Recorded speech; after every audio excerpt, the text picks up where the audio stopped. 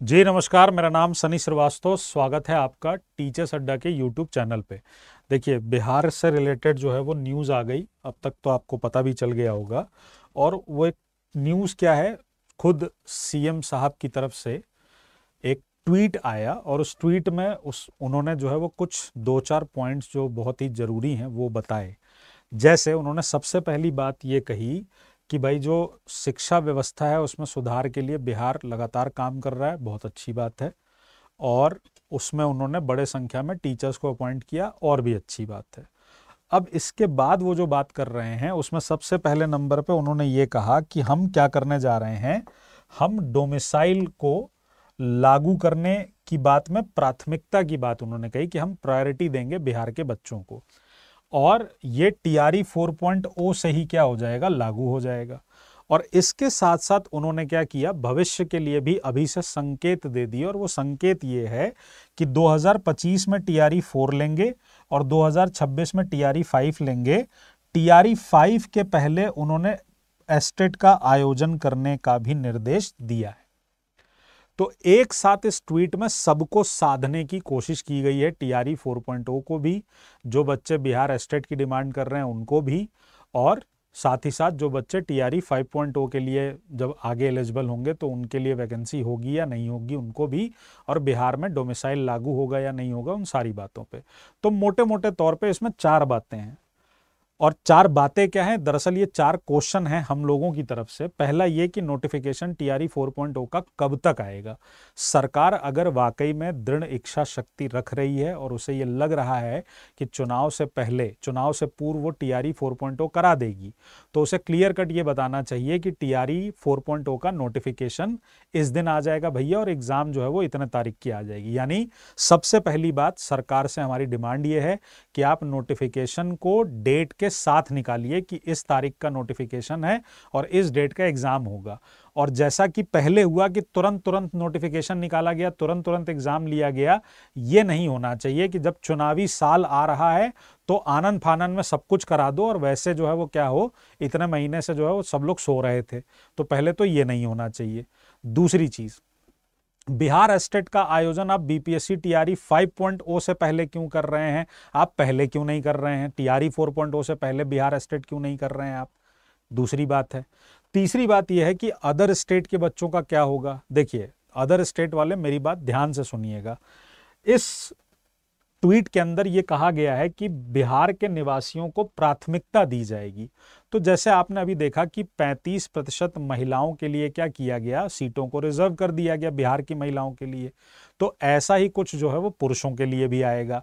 यानी ओवरऑल जहां तक मुझे लगता है 75%, ओवरऑल जहां तक मुझे लगता है कि 75% सीट्स जो हैं वो रिजर्व कर दी जाएंगी बिहार स्टूडेंट्स के लिए, और अदर स्टूडेंट्स जो हैं अदर स्टेट के, उनके लिए 25% सीटें बचेंगी। तो अदर स्टेट के जो स्टूडेंट हैं उन्हें, मुझे नहीं लगता कि उन्हें घबराने की जरूरत है कि ऐसा तो नहीं कि अदर स्टेट वालों को बाहर कर दिया जाएगा, क्योंकि बाहर शब्द नहीं लिखा हुआ है, प्राथमिकता की बात कही गई है।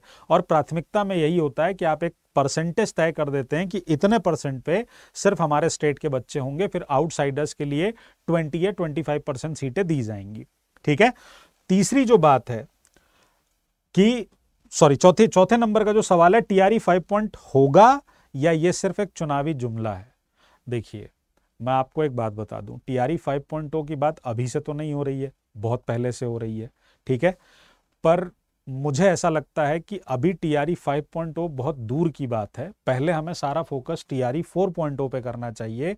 और सरकार से मेरी ये विनती है कि आप नोटिफिकेशन को डेट सहित, बच्चे धरने पे भी गए, हमारा भी समर्थन है पूरा, आप सबको उसका समर्थन करना चाहिए, और सरकार को ये बात सुननी चाहिए कि टीआरई 4.0 नोटिफिकेशन के साथ क्या कर दें, निकाल दें। देखिए, एक बात समझिए, एक बात समझिए, मैं बहुत समय से, मैं लगभग कितने ही समय से, लगभग 2-3 सालों से एक बात कह रहा हूं कि टीचिंग के जो भी एग्जाम्स होते हैं इनमें कैलेंडर का इशू होना बहुत जरूरी है, और कैलेंडर को फॉलो करना बहुत जरूरी है।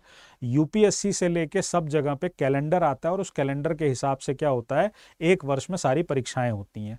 पर टीचिंग को जितना नेग्लेक्ट किया गया है इस मामले में, ना टाइम से एग्जाम होता है, ना टाइम से नोटिफिकेशन आता है, ना ही जो है वो टाइम से कोई कैलेंडर आता है कि भाई हम इस बार ये काम करने वाले हैं। बीपीएससी का कैलेंडर आया, उसमें कहीं कोई चर्चा नहीं थी टीआरई की। यूपी का कैलेंडर आया तो उसमें जगह छोड़ दी गई, उसमें होगा नहीं होगा कुछ नहीं बताया गया। DSSS भी माशाअल्लाह आयोग है, उन्होंने कैलेंडर तो निकाल दिया और निकाल के भूल गए। वैकेंसी भी ऐसे टुकड़ों टुकड़ों में निकालते हैं, 4 वैकेंसी 5 वैकेंसी। तो टीचिंग एग्जाम्स के साथ ये प्रॉब्लम है कि यहाँ पर सरकारें अपने शिक्षकों के लिए बहुत ध्यान नहीं दे रही हैं, और ये देश का दुर्भाग्य है कि जिस देश में टीचर्स की इज्जत नहीं होगी वो देश क्या प्रगति करेगा और क्या प्रगति के पथ पर आगे बढ़ेगा। तो ये सरकारों को समझना पड़ेगा कि शिक्षा को उनको अपने, जिसको कहते हैं ना कि मेन स्ट्रीम में लाने की ज़रूरत है। हम अपने जीडीपी का 3% से भी कम खर्च करते हैं एजुकेशन पे, इससे ज़्यादा और क्या दुर्भाग्यपूर्ण हो सकता है। बाकी सारी चीज़ें ज़रूरी हैं पर एजुकेशन तो सबसे ज़्यादा ज़रूरी है ना। बजाय स्कूलों को बंद करने के आपको ये समझना चाहिए कि बच्चे स्कूल तक क्यों नहीं पहुंच पा रहे हैं, एनरोलमेंट रेट क्यों कम हो रहा है, इस पर काम करना चाहिए ना। तो आपको ये बात समझनी पड़ेगी कि इसमें ये पॉइंट कितना जरूरी है। टीचिंग एजुकेशन पे काम करना बहुत जरूरी है और सरकारों को ये काम करना चाहिए। ठीक है, तो बहरहाल बीपीएससी का ये जो नोटिस है इसको आप देख लीजिए, अपनी अपनी तैयारी में जुट जाइए, क्योंकि आप एक ही काम कर सकते हैं, वो है अपनी तैयारी। ठीक।